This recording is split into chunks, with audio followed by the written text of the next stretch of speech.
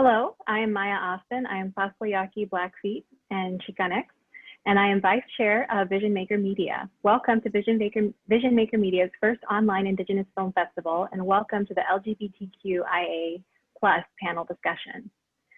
Before we begin, I would like to acknowledge and offer my respects to the caretakers of the lands from where I am calling today. I offer my gratitude and respect to the Miwok, Maidu, and Nisenan people. These sovereign people have been caretakers of the Sacramento area since time immemorial, and I thank them for nourishing and protecting the land.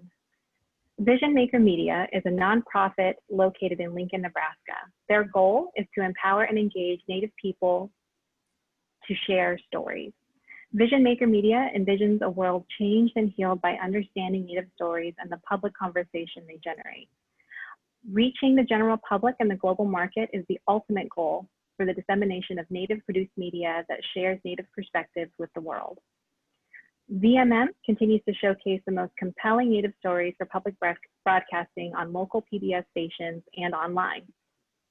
We at Vision Maker Media would also like to take the time to thank our major festival sponsors, which include the Lincoln Journal-Star, Woodland Voices Flute, Lux Center for the Arts, Native America Calling, National Native News, Indigify, NV1, FNX First Nations Experience, NET Nebraska's PBS and NPR stations, Woods Charitable Fund, Humanities Nebraska, the Lincoln Community Foundation, Lincoln Arts Council, the National Endowment for the Humanities, the Cooper Foundation, the Reese Foundation, the Cherokee Nation Film Office, and the Corporation for Public Broadcasting. As I mentioned, today I will be moderating the panel for the LGBTQIA+ discussion with Ben Alex Dupree, Jasper Rischen, and Keely Meechan. And please let me know if I'm saying your names wrong at all, but I am just so excited to be able to have this discussion with you. This is a virtual conversation. We're engaging with our virtual community. So I also want to put it out there that I myself am a cis woman ally of the LGBTQ community, and I do not intend to speak on behalf of the LGBTQIA+ community. Instead, I hope that this can be an intersectional and interactive session where we hear from the community in the chat or through the Q&A feature. So I invite you to participate as much as possible. I'll be engaging with our panelists through some questions that I've prepared, but we'll definitely be checking the Q&A and chat feature to hear what the community has to say. So first off, welcome to our panelists here today. I just wanted to start by asking folks to introduce themselves, let us know where you're calling from, tell us a little bit about yourselves and your film.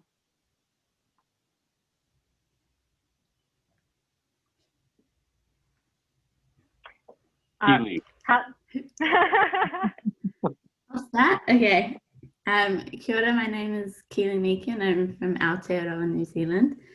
I'm an emerging writer, director, wannabe producer. I made the film Nancy From Now On. It's about a young takatapui, which is queer Māori boy who wants to be a drag queen, but feels a bit stilted by his community to do so. Yeah. Thank you, Keely. Jasper? My name is Jasper Rischen. I am a filmmaker from Amsterdam, the Netherlands. I am currently calling in from Paris, where I moved to after living in LA for a while, where I made a film together with my co-director, Saila Husko from Finland. She couldn't be here today, so she sends her regards to everyone. And we made a film called Moroni for President, which screened at the festival, and it follows Moroni Benali, who is a very fascinating character, but he's part of his identity is that he's a gay Mormon Navajo who ran for president of his tribe. And we made it up for that. Great, thanks. Ben? Hello, everyone. My name is Ben Alex Dupree, pronouns he, him. I'm from the Colville Indian Reservation in Washington State. I'm currently on Las Vegas Paiute land, occupied territory. Thank you to the Paiute elders and their community for continuing to, allow me to live in their space. and I honor them today.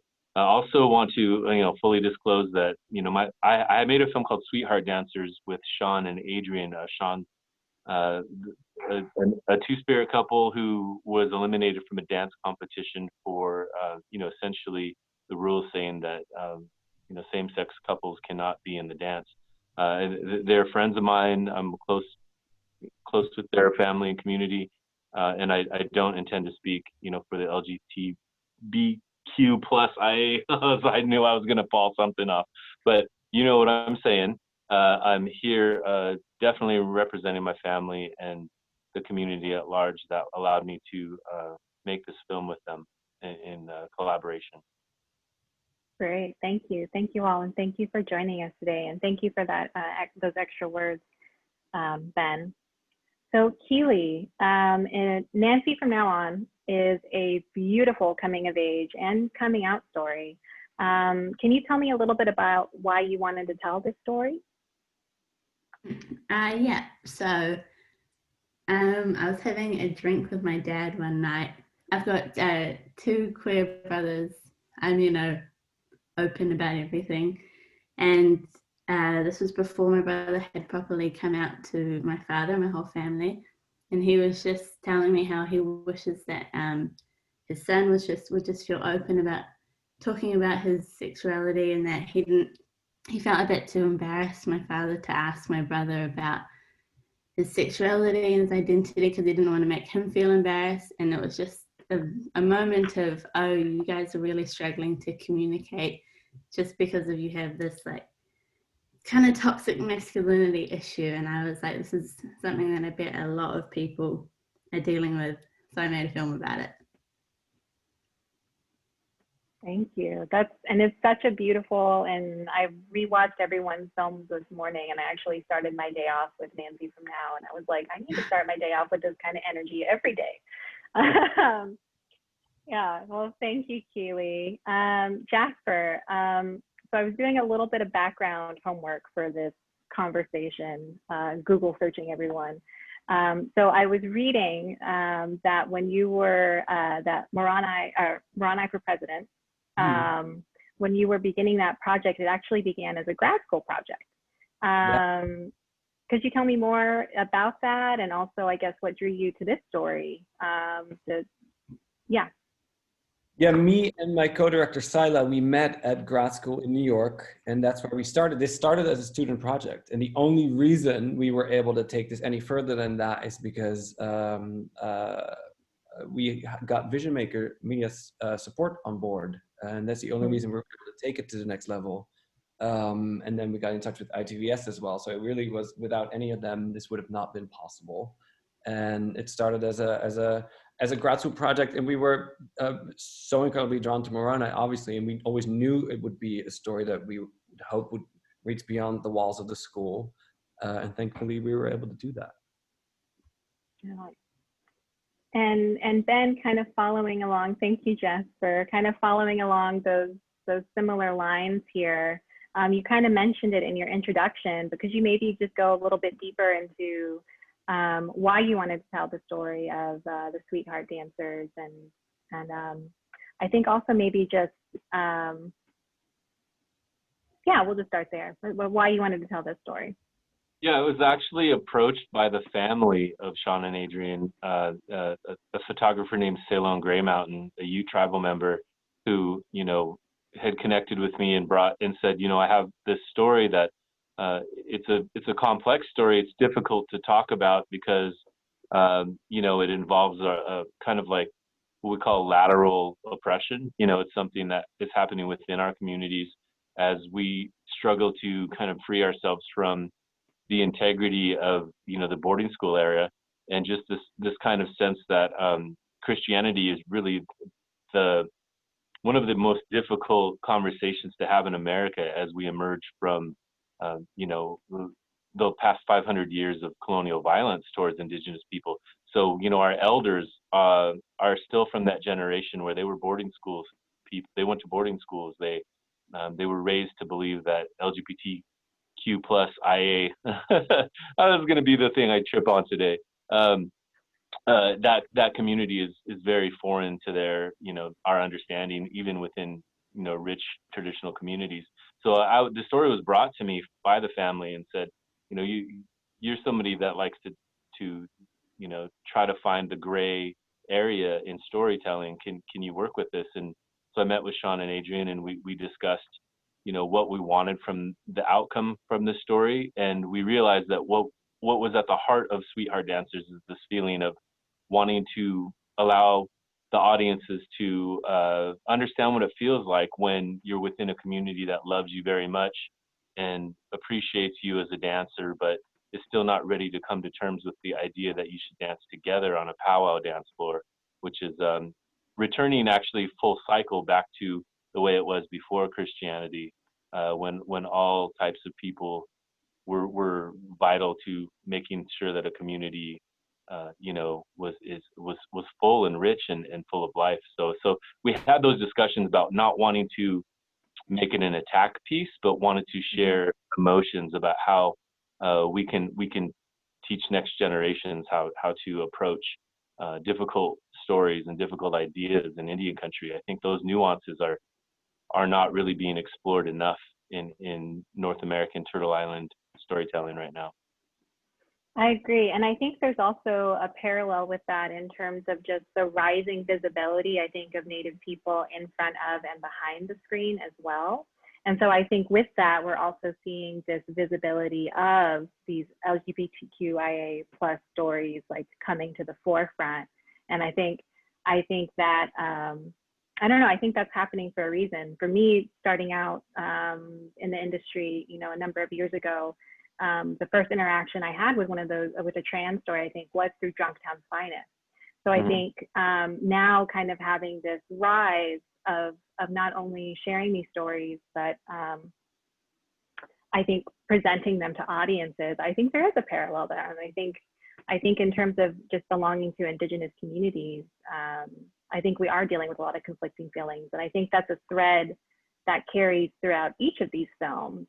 In Moroni for President, I think you are kind of dealing with that old guard, new guard, that conflict there. And I think even in Nancy for Now, what we're, no wait, in, even in your film, Keely, Nancy from Now On,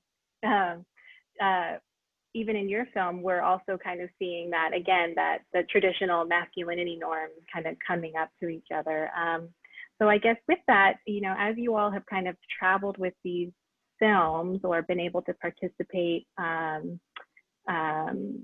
virtually, rather, in these virtual film festivals, I guess, have you been able to see any effects or any, I guess, what has been your encounters, or what have you experienced in terms of the effects that these stories have had on community members, since I think sometimes the expression of identity is sometimes squashed down?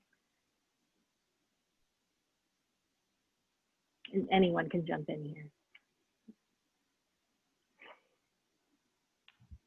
I mean, it's hard to speak for audience reactions, but it's been, especially after festivals and stuff, when you're in the drinks, back when we were still able to go to bars, at the little after parties, a lot of people would come up to Moroni, especially because in our film, it really, like, it's part of the film that he is gay and Mormon, and he's trying to rhyme these sort of contradictory identities. It's part of the film, but it's not what his campaign was about. And he actually struggled with, like, should I bring it out or not, or should I, because he was worried that if he would come out during the campaign that it would all be all about that, and he wanted the campaign to be about so much more than that. And I think a lot of people came up to him and like really felt that struggle with him, and that was really nice to see. And we had a pretty similar experience. I would walk around with Bailey, who was the lead actor in our film, and it was like nothing but positivity. Everyone would come over and give him a hug.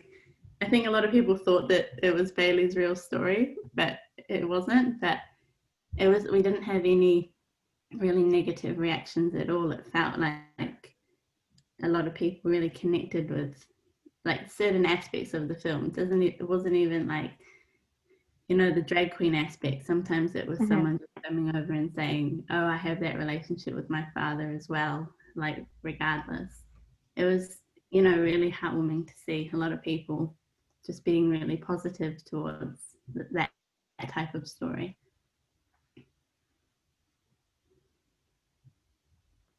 Yeah, Sean and Adrian have, you know, they're pretty loud on social media. They've got a good following. They compete all over the country, and I feel like this, even though the emotions were raw and real a few years ago when we first captured this, I feel like from the beginning we were also in a safe space that immediately after their disqualification there was a sense in Indian country that this was wrong, and even though so it was kind of we benefited from the fact that Native people do make mistakes, but we are also really quick to correct those mistakes. So I felt like it wasn't so much a radical push as I thought it might have been, as it was like you know, the stars realigned and people went back to their traditions and they thought about it, and after some contemplation, you know, I think it was pretty generally accepted that, you know, we shouldn't be doing this to our Indigenous youth, and we should be a little bit more mindful about how we approach these issues in the future. So it was just kind of a moment in time, right? And we were lucky enough to tell the story from the perspective of these youth at a moment in time, because ever since then it's been all on the up. I mean, they won first place in the Sweetheart Dancers at Seminole down in Florida. They continue to, you know, travel and advocate and have a great career ahead of them as spokespeople and advocates. And we had them on a few days ago. I was on there with Keely, and they're in good spirits and doing really well. Good. So it's nice to see that that a story like this is as sad as it can be in the moment, you know, does result in in a change of heart for our culture, you know, for our people to realign themselves with what's just and true. Mhm.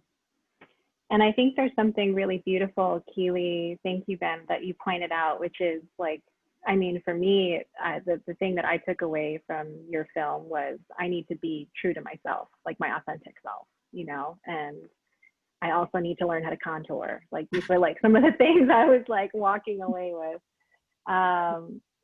And I think Jasper, from your film, something that I took away from that was the feeling of just continuing to push yourself, you know, like it's just like things are scary. And I think in terms of like Indian country, and even if we think of like the global Indigenous context, I think these themes are just very important and things that we're, you know, continually, I think, having to, I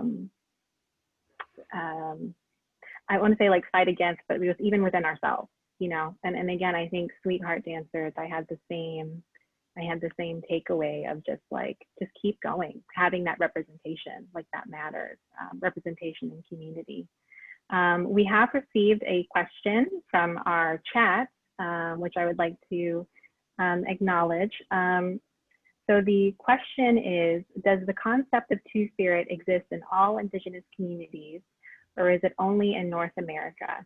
What is the equivalent belief among the Maori people? Thank you.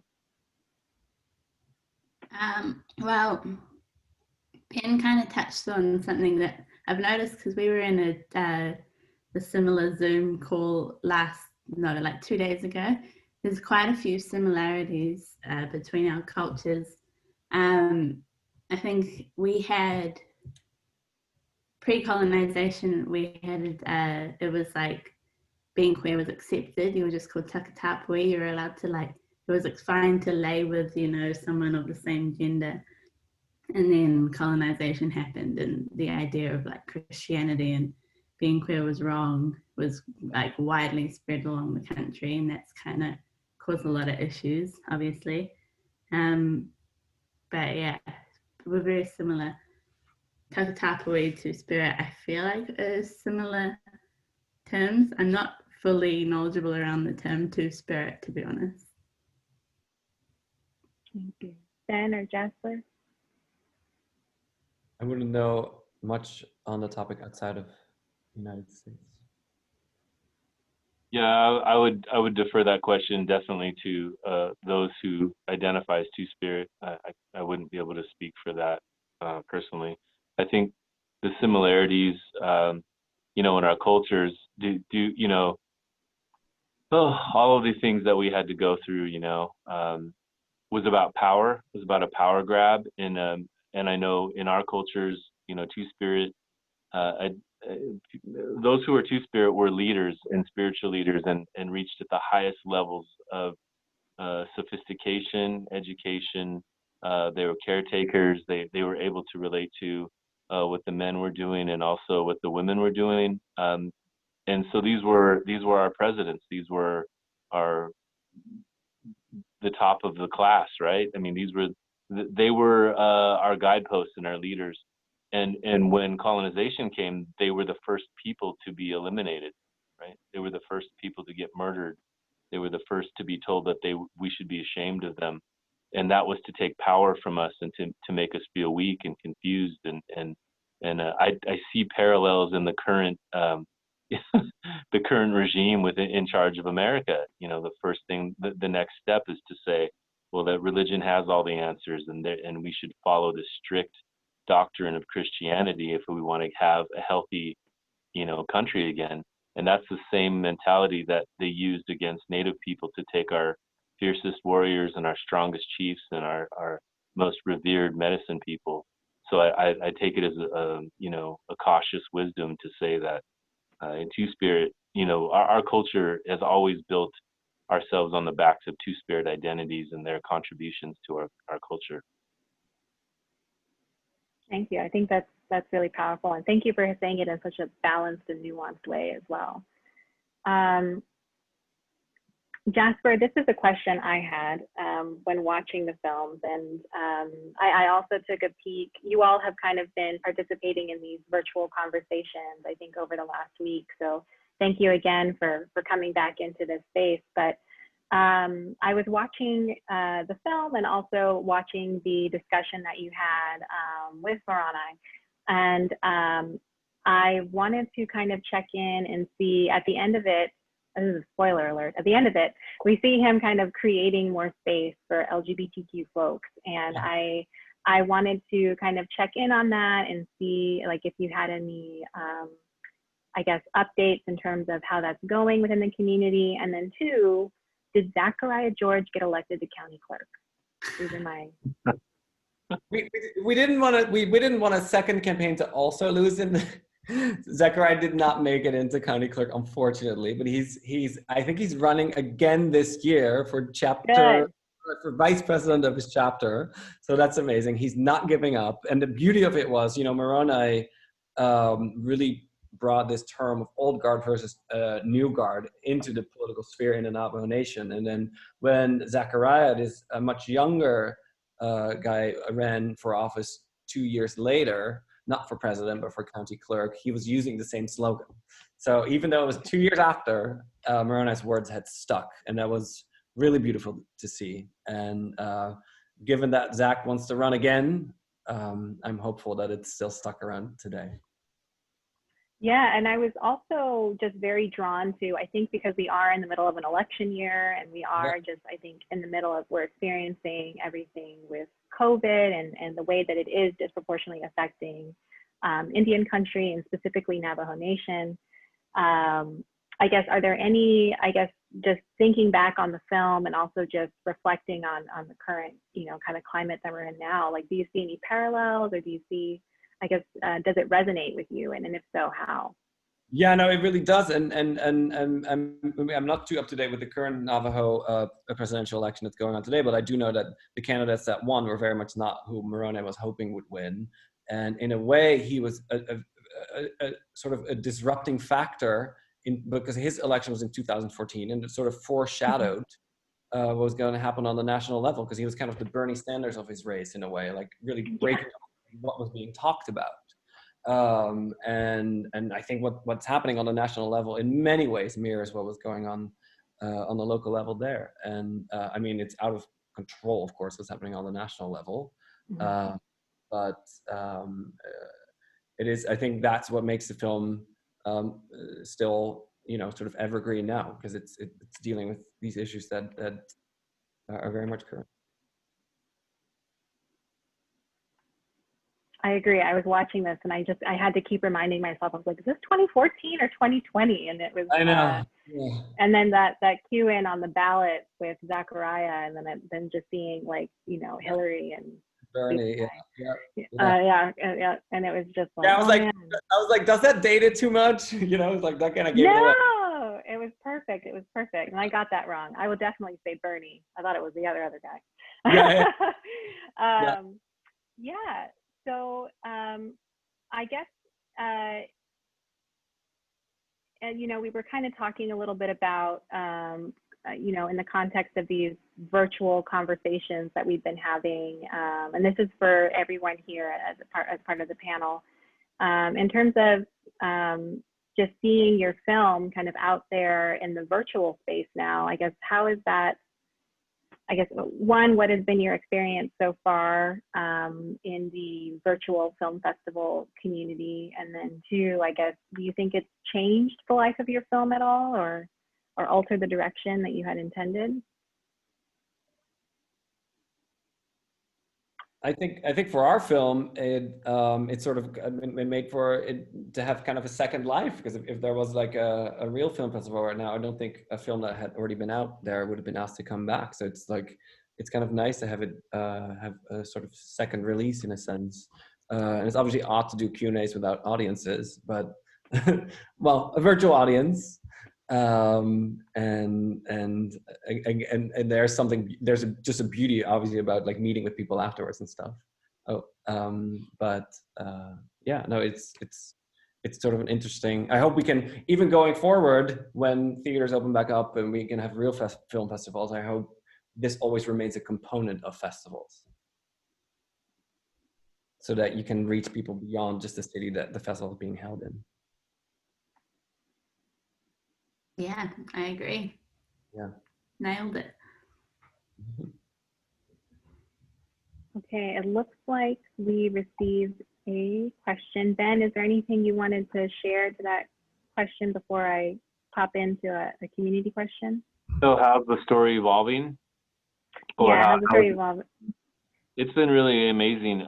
You know, working, you know, I'm also an impact producer, you know, trained at Firelight, which was part of their second cohort. So I really, with this film, I really had my eyes on how we could continue the conversation, and bringing Sean and Adrian back full circle into this and finding various avenues of distribution.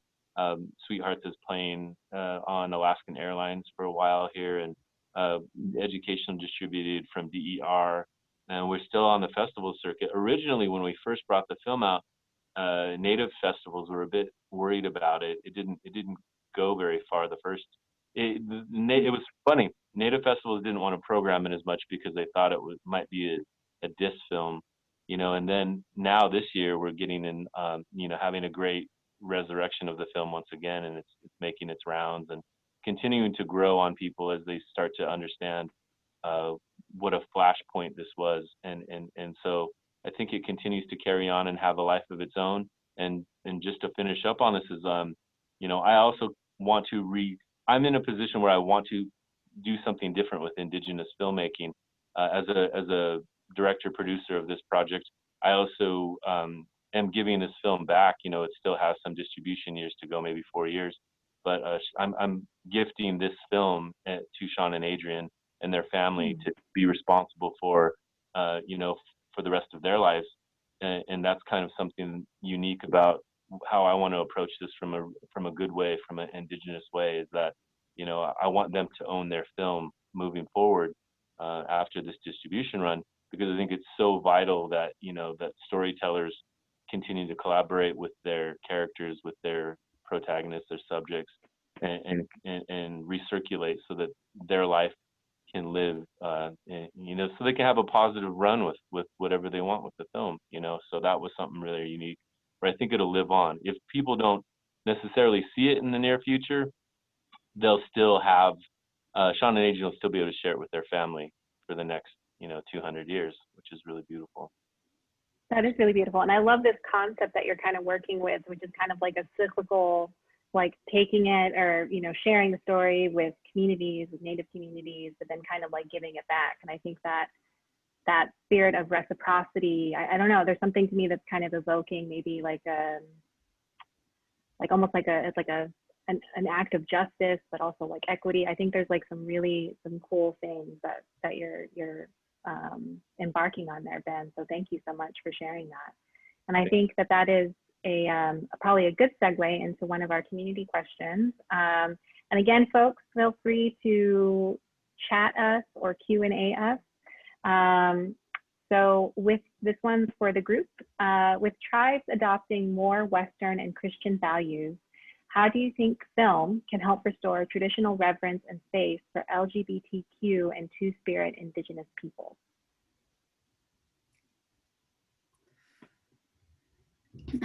What I would say is just film, they need to have more funding given to them, really, like more accessibility so that they can be more representation in front of and behind the camera. I think in New Zealand, we are moving forward in terms of our funding bodies are branching out and trying to fund more diverse films. And I feel like this could fall under the umbrella of the type of people they're trying to give money to make films. But then there's another step of you have to encourage tamariki, which is young people, to go towards wanting to be a filmmaker, make it seem not as scary for them, so that they know that they can pick up a camera and do what we're doing right now and be in an amazing film festival across the world, or in my case, on the other side of the world. Yeah, I mean, I think film at its core can help humanize things and make topics that for people are, like you say, it might be scary otherwise. I watched both your films and I thought they were both absolutely incredible. But in Sweetheart Dancers, I was, that moment when they get denied to come back out to dance, it's just like, it's so heart-wrenching. And you'd wonder that the people that at that point denied them to dance, if they were to watch the film now, if they would second guess their choices at the time. And that's, I think, the power of film, that you can hopefully by humanizing help change people's minds. Yeah, I definitely have a bone to pick with the idea of, the invasion of Christianity and indigenous belief systems. That's a whole nother conversation. We're talking about a whole nother of the game. It's a whole other movie. It's a whole nother movie. So growing up in the powwow circles, I grew up, that was my first kind of interaction with traditional life was, every weekend was a powwow all over Washington. And I was able to really, find my identity in my traditional culture.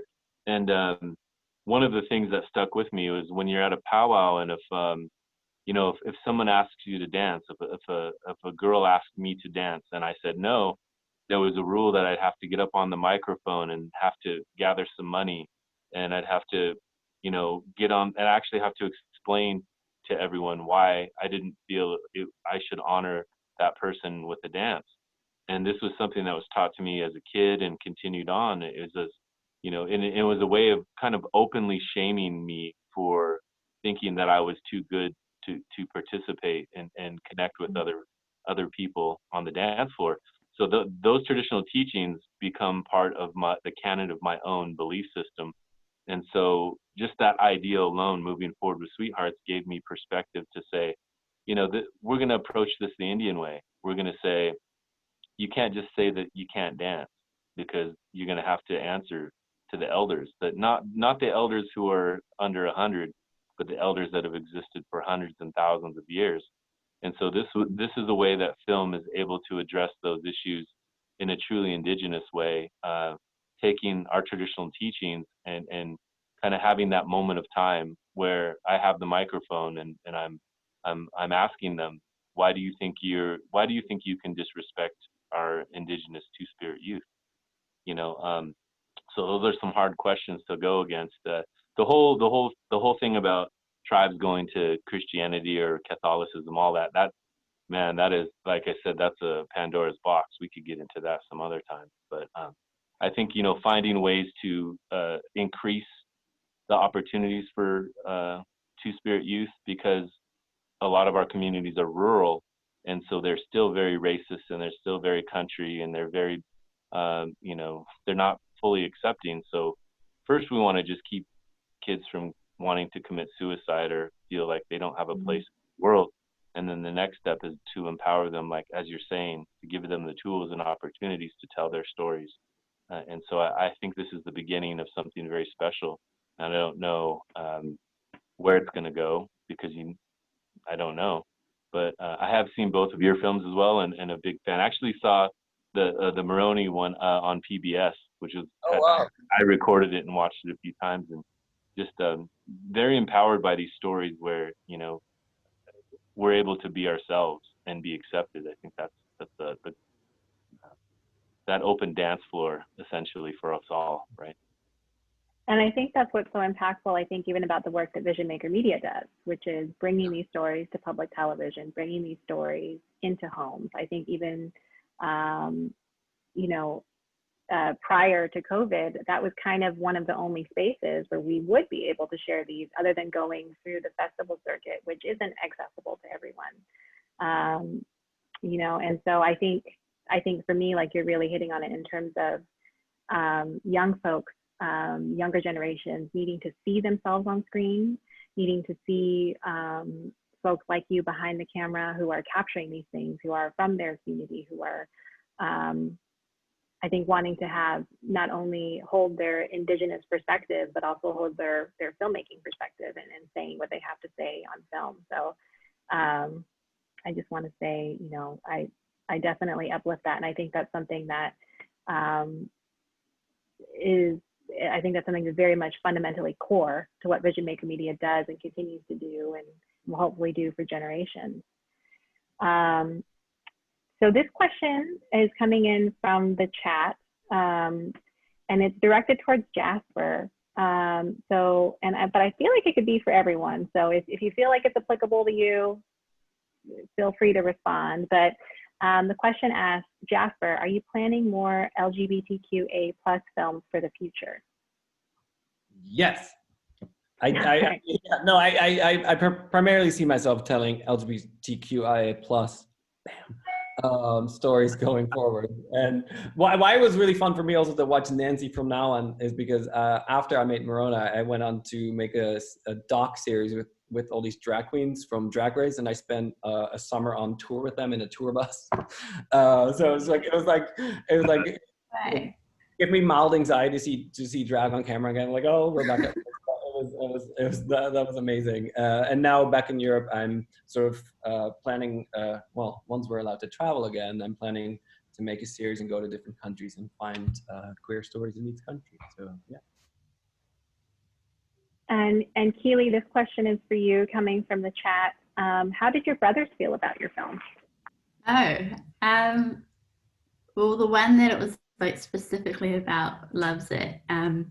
I got to go to Imaginative in Toronto last year when we were allowed to travel, and he got to come with me and sit in the audience. And when I introduced the film, I shouted him out. It was really cute. It was kind of like a full circle moment. So yeah, he loves it.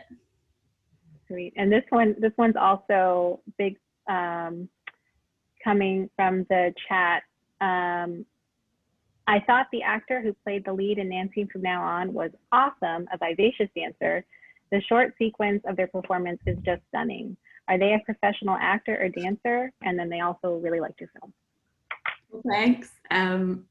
Bailey's going to be thrilled to hear that. He is a professional actor, but he's not a professional dancer in the slightest. And he only had like a week to prepare for that film. And what he was doing was called poi, which is like a traditional like dance in New Zealand, but it used to be what warriors used to do to train to sword fight, or train, not sword fight, but fight. And Bailey could not do that in the slightest. So like in between all the takes, we were trying to teach him how to poi. So it's very funny that they say that, because that was the scene that was kind of the biggest shit show, because he just didn't know how to do it. So I'm going to make sure I show him this question, because he's going to find that hilarious. No, he's yeah, a great actor. Anyone needs an actor. Barely poaching. it was a phenomenal story, and I think the thing that I take away, that I think something that we see even in Taika's films or even in Maori films is just that humor and that honesty. And so that really, for me, came across in his portrayal, and then also I think in the writing and directing. So I just wanted to uplift that too. Thanks. We have, I think I just want to share a comment from the Q&A chat, which is, thanks to these panelists for their art and the courage to tell these stories. We need more films that re-normalize the sacredness and humanity of LGBTQ, Two-Spirit, and Indigenous communities. So I thought y'all might want to hear that. With some of our time, I think something that you all, we have about, let's say, like 10 minutes left in terms of our time together. So if you have questions, feel free to continue posting. But I kind of wanted to ask, oh wait, we got another question. This is from one of our attendees, and this is to the group. So I'll ask this, and then I'll go into the other question I was going to ask later. But do you have any tips on how to engage the community in LGBTQ Two-Spirit issues? I am queer and non-tribal, but work for a tribe in rural Oregon. I was going to say, I wonder if that one might be a little for me there. Since I think it might be. Yeah. You know, there are several really amazing groups. I'll have to. What's the best way to get more information to you that can be shared? I don't have it on hand, but there are several organizations. One, I think in Arizona, was developed by some moms of Indigenous Two-Spirit youth, and then one in Seattle. I just need to get a list. If whoever asked that question, you can reach out to me on my socials at the Indigenous on Instagram or Twitter. I have a list of organizations that are working and have material to share within that they're approaching communities and tribal entities about. My friend Siadam up in Portland actually had built a manifesto hoping to change some of the laws around our Indigenous tribes, because several tribes actually still do not allow benefits or gay marriage on the res. So I think that Siadam was working on a manifest to try to change and persuade tribes. I believe it's probably, I think that's still an issue on the Navajo res as well. But some of this is there's plenty of great information out there. Don't have it right off the top of my head, but I would love to share that information if I can research it really fast. Oh, thank you, Ben. Thank you. I think that's really helpful. I don't know how we can do that in this space, but we did just share your Instagram feed or Instagram account in the chat. So that'll be a great way to connect for those resources. One of the questions I kind of wanted to ask as we start to near, the close of our time together was, I think, my prior experience was working with the Sundance Institute and the Native and Indigenous program, and something that I really treasure from my time there is just, I think, one, engaging with the content with audiences, but two, kind of talking to folks about, when we were working on development, like, what do you want the audience to feel? Like, what do you want them to take away with them once they're done watching this movie? Or they're done, like, they've finished the story. Like, what do you want them to take away with them? And I think, I want to definitely open that up to everyone, but I think there was something that Ben said that was really poignant, which was, we are still dealing very much with issues of suicide and issues of depression and these significant issues that are existing, I think, in and throughout Indian country. And so for me, the thing that, the feeling I left was with hopefulness. But I wanted to hear kind of from each of you, what did you want your audience to take away from these films? Or to keep with them, I should say. That feels better, to keep with them. I'll go first, so I'll let the other two close out. I hope that Sweetheart Dancers continues to change people's perceptions of how, I guess, our communities need all the support they can handle. And to answer that, also the last question, also add Sweetheart Dancers 2019 on social media. That's Sean and Adrian, who are doing a ton of advocacy work. I should have mentioned them first. So they can be a great first point of contact for any new information about kind of getting involved with communities that are on the front lines of this issue. I want people to feel empowered and in love with themselves and their tribes and their communities, and for the youth to think of themselves as future elders, future chiefs, and to continue to stand up for what you truly believe, even in the face of people you respect telling you no. Thank you. Thank you. I think for our film, it follows the horse race of an election. So like you'd think you'd want people to want Moroni to win, but by the end he comes in 12th. So he doesn't even close to winning. But like what we really wanted people to do, that actually a lot of people said like, oh, if your character doesn't even come close to winning, like forget it, your film's not going to go anywhere, because why watch the film of a campaign? It's a losing campaign. But what we want people to know by the end of the film is like to really feel educated, to feel awakened by all these issues that he talks about, and to kind of help stir the pot in people's brains, because that is what Moroni wanted to do. So our hope was that by the time you get to the end of the movie and he does lose, that doesn't matter anymore. Mm-hmm. Yeah. Thank you. A big part of my film, I think, was where it started off with, was to encourage people to just talk about their feelings and what's going on with them, whether it be their like sexuality or anything. Another thing was I just wanted people to be more inclusive, maybe see a film like this and see the impacts of you being a bit like negative towards someone else's dreams can really crush them. So positivity was kind of my whole vibe of this film. Keep your head up.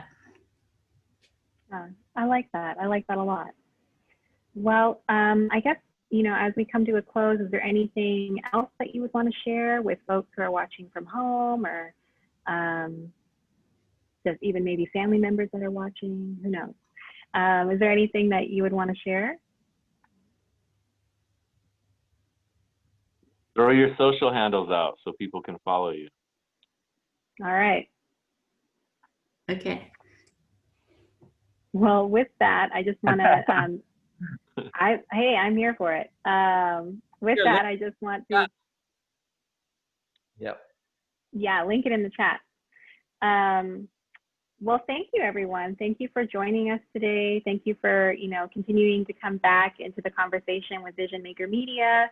We really are thankful that you wanted to come into this panel again. Thank you to our viewers for joining us today on this panel. Thank you to the wonderful team at Vision Maker Media for making this online film festival a reality. Thank you again to our major film festival sponsors, and also, thank you, Ben, Jasper, and Keely, and of course, the folks that were participating with us. Thank you for sharing your time and your films with us. So be safe and be well, everyone. And we'll see you next time. Thank you for having me. Take care, everyone. Bye.